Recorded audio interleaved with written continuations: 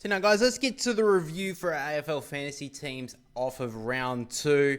Now I had an okay week. I wouldn't say it was amazing. In the end, I scored 1,840 points. Not too bad. If I'm looking at the team that I had, I like obviously the great scores of Dawson and Rosie. I did take the vice captain score from Rosie with the 290 in the end.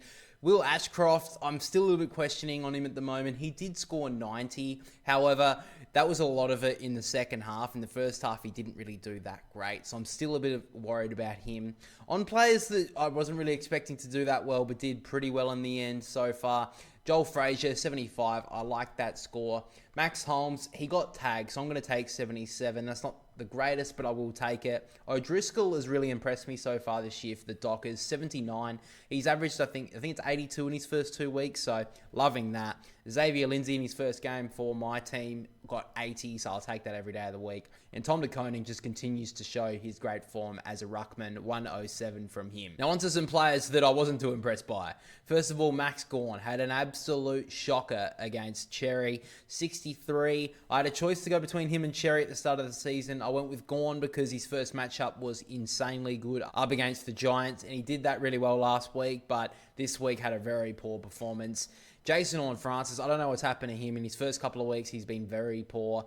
62, I just need more than that from him, especially against the Tigers. They played him forward, which made me very unhappy as well, but hopefully he can come good, or else I'm going to have to get rid of him the next couple of weeks. Same with Riley Sanders. In the preseason, the Bulldogs absolutely cucked us around with this shit. They played him in the midfield, and now all of a sudden he's playing up forward. He got 69 in the end, but he needs to be playing midfield, in my opinion, I think, for his career, to be honest. But AFL fantasy-wise, he definitely needs to be playing midfield.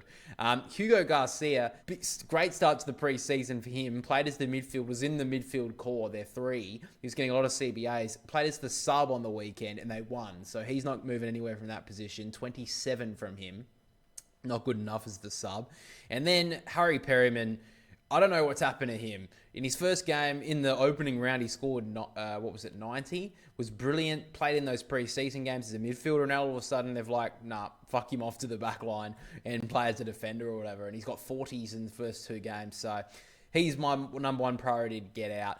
But nonetheless, 1840, I'll take that. That's the best 18 score. It's averaging over about 100. But we have to talk about the big score. The pig is back, I'd like to say. Jack McRae, 153, was absolutely outstanding on the AFL fantasy front and for the Saints as well. He was outstanding, 153, 34 touches I think it was, just racking them up, and he's back. Going into next week, we'll talk about the next week's team in a moment, but big watch on him going in against the Tigers. Now, of course, my brother has been doing very well in AFL fantasy so far this year.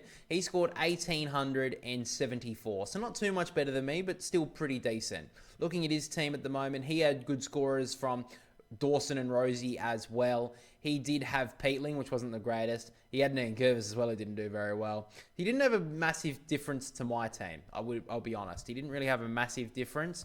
He had the same vice-captain sort of decision as well. Jordan Clark and Short did well for him, while I had a couple of poorer scorers. And Christian Petrarca, probably a lot of money to pay for a guy who only got 89 in the end.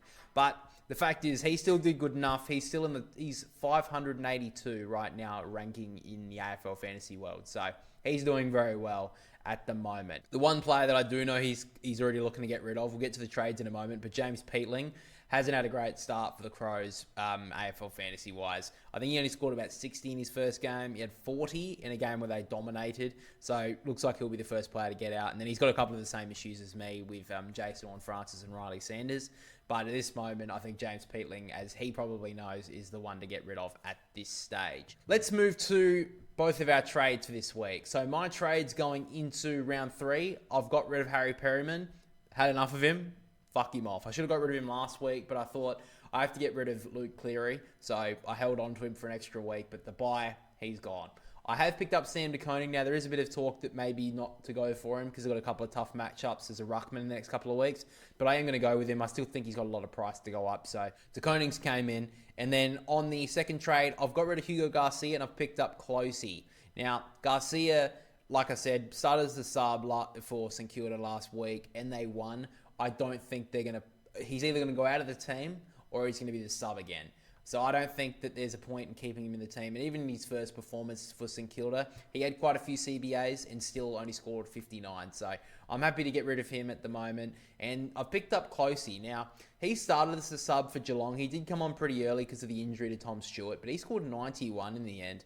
Now, that may change that trade depending on if there's another forward that I potentially choose from. But I liked his performance. He was really tough. Was all around the ground, in my opinion. He was one of the Geelong's best players, especially in the second and third quarters when Geelong was still not at their best until the last term. So I like the look of Closey. Hopefully he gets some games for Geelong. But at this stage, those are my two trades. Saving up some money because I'm going to be making a big trade next week, hopefully. I'll keep that one in my back pocket for the moment, though. So moving to my brother's trades, he has gone James Peatling out for Nevitt, and he's got rid of Matt Roberts for Kane Farrell. So like I said, Peatling had to go. That's pretty obvious. Mitch Nevitt's actually been very good in the first couple of games of the season for Geelong. He scored 100 in his first game, scored 80 in his second game. So brilliant start from him. He's around that price of O'Driscoll, which I've already got. So I'll probably look at getting Nevitt, but I think now it's probably a little bit too far away for me. So I may keep that one in mind, but that's kind of away for me.